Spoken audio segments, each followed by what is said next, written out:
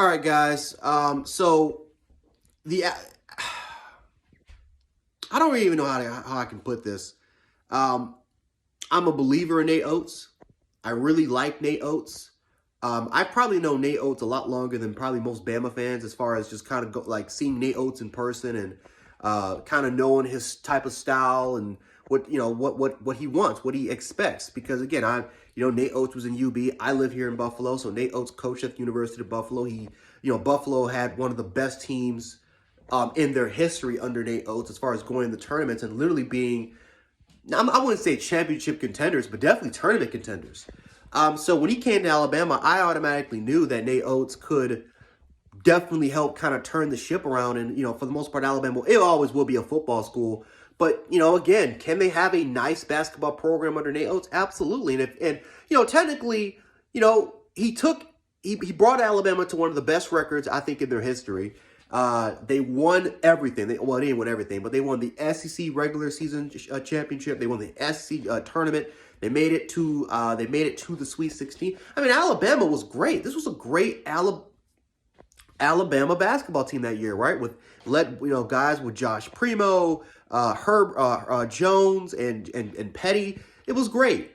But then you look at the following year, and we had high expectations because we had 5 stars. I mean, Josh Primo was a 5-star, but now we were getting 5 stars, and now even going into 2023.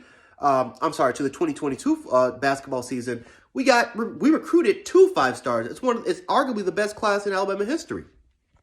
So you felt like all the momentum was going our way. We got a great basketball coach. We got great talent. It's no longer the excuse that we don't got any talent. We got talent now.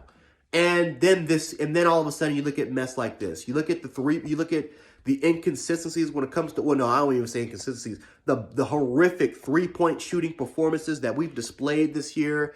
You look at the lack of aggression that we've had on the defensive side of the ball. You kind of like the chemistry is just not really there with these players. The amount of games, for the love of God, where this team is up by 10, 15 points and going into the second half, and then they just fall apart. I can't tell you how many times like that. Not to mention the fact that Alabama's got to be the only team that I know that can beat like 5 top 10, top 5 schools and then lose to Vanderbilt, lose to Georgia, lose to Mississippi State all in the damn same season. Just unbelievable. This team, man, I like. And the funny part is that even if this team makes it to the tournament, which I think they still have the opportunity of doing, could the chances of them maybe potentially running a table as far as winning maybe a couple games, shocking people? Absolutely. They still have that opportunity because the talent is there. But it's lack of consistency from a coaching standpoint. It just seems like the energy is not there from the players. The chemistry is off. And then not to mention that we suck at 3-point shooting. The philosophy of Nate Oats with this basketball team, it's just not here for this team. Like, there needs to be a change of philosophy. We got to make some sort of adjustment because it's not there for this season. Maybe next year when we have even greater talent and a lot of our younger guys can develop, maybe it can work from here. But it's not working. It's clearly not working for this season. We're shooting below 30% from 3.